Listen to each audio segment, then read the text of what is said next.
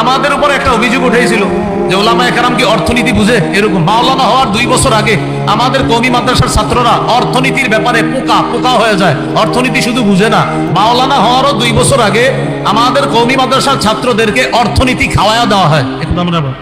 হ্যাঁ, আমরা একটা অর্থনীতি, সেটা হলো এটার বিরোধিতা করি। এই জন্য মনে করে আমরা বুঝি না সেটা কি।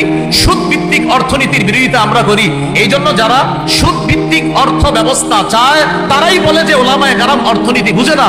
কারণ ওলামায়ে কেরাম যাকাত ভিত্তিক অর্থনীতি বুঝে, আর সুদ ভিত্তিক অর্থনীতি এটা জাহান্নামী। এটা বলার কারণে একদল মানুষ আমাদেরকে অভিযুক্ত করে যে আলেমরা অর্থনীতি বুঝে না। আসলে বিষয়টা এমন না, আলেমরা অর্থনীতি শুধু বুঝে না, ওলামায়ে কেরাম অর্থনীতি পড়ানোর যোগ্যতা রাখে। এই কথাটা 7 নাম্বার। রক্ষণাবেক্ষণ এবং অর্থনীতিতে পারদর্শী। ইউসুফ আলাইহিস সালামের ব্যাপারে আছে সূরা ইউসুফের 55 নম্বর আয়াত। ইউসুফ নবী যখন দেখলেন যে এই দেশে যদি খাদ্য ভাণ্ডারের দায়িত্ব আমি না নেই তাহলে জালেমরা খাবার শেষ করে ফেলবে, ইউসুফ নবী নিজেই দায়িত্ব চেয়ে নিলেন। ইজআলনি আলা খাজাইনিল আরদ, আমাকে খাদ্য ভাণ্ডারের দায়িত্ব দেন। ইউসুফ নবী বললেন, এখান থেকে একটা বিষয় বুঝে আসে, বুখারীতে আছে লা তাসআলিল ইমারা, দায়িত্ব চেয়ে নিও না। আর কোরআনে দেখলাম আমরা ইউসুফ নবী বলতেছে আমাকে দায়িত্ব দেন। বুখারীতে আছে দায়িত্ব চেয়ে নিও না, আর সূরা ইউসুফের মধ্যে ইউসুফ নবী দায়িত্ব চেয়ে নিচ্ছে। এটার উত্তর হলো, যখন যোগ্য ব্যক্তি দায়িত্বে থাকবে তখন আমার আপনার দায়িত্ব চেয়ে নেওয়া দরকার নাই। আর অযোগ্য ব্যক্তিতে যখন দেশের দায়িত্বের জায়গাগুলো ভরপুর হয়ে যাবে, যোগ্য ব্যক্তিরা তখন ওই দায়িত্ব চেয়ে নিবে। যেভাবে হোক সঠিক পন্থায় ওই দায়িত্ব চেয়ে নিয়ে সেখানে যোগ্য ব্যক্তিরা বসতে হবে। বুখারীতে আসছে দায়িত্ব চেও না মানে যোগ্যরা থাকলে তোমার চাওয়া দরকার নাই। আর সূরা ইউসুফে কি আসছে, অযোগ্যরা যখন দায়িত্বে থাকবে তখন যোগ্যরা দায়িত্ব চেয়ে নিতে হবে। 8 নাম্বার, আমাদের প্রতিনিধি যিনি হবেন তিনি ঘুষ গ্রহণ করবে না। এটা 2 বার জোরে বলেন, জোরে বলেন সবাই। কি 2 বার কি গ্রহণ করবে না?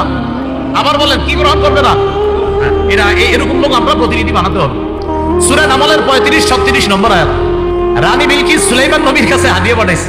হাদিয়া কেন পাঠাইছে? তাফসীরের কিতাবে আসছে। রানীর উদ্দেশ্য হলো, সুলাইমান নবী যদি হাদিয়া পাওয়ার পর চিন্তা করে এত কিছু দিল, যাক এই মহিলারা আর কিছু বলবো না। তো রানীর উদ্দেশ্য হলো সুলাইমান নবী তার রাজত্বে নিয়ে থাকবে আর আমি আমার রাজত্বে আমি রানীগিরি করব। এই জন্য হাদিয়া পাঠাইছে। সূরা নামলের 35-36 নম্বর আয়াতে আছে। তো রানীর এই কথাগুলো সেখানে আছে, দেখবেন খুব সুন্দরভাবে। ইন্নী মুরসিলাতুন ইলাইহিম বিহাদিয়্যা ফানাযিরাতুম বিমা ইয়ারজিউল মুরসালুন, আমি তার কাছে উপঢৌকন পাঠাবো, দেখি হাদিয়া পাঠানোর পর তার রিয়াকশনটা কি হয় দেখবো। তো রানীর উদ্দেশ্য হলো যদি হাদিয়া গ্রহণ করে তাহলে বুঝবো যাক উনি ওনার রাজত্ব নিয়ে থাকবে, আমি আমারটা। আসলে রানীর উদ্দেশ্য সেটা হাদিয়া ছিল না, হাদিয়ার নামে ঘোষ পাঠানো ছিল। এই জন্য ঘোষ কাকে বলে? একটা হলো হাদিয়া, আর একটা ঘোষ। ঘোষ মানি ভাই ভালো আছেন আপনি?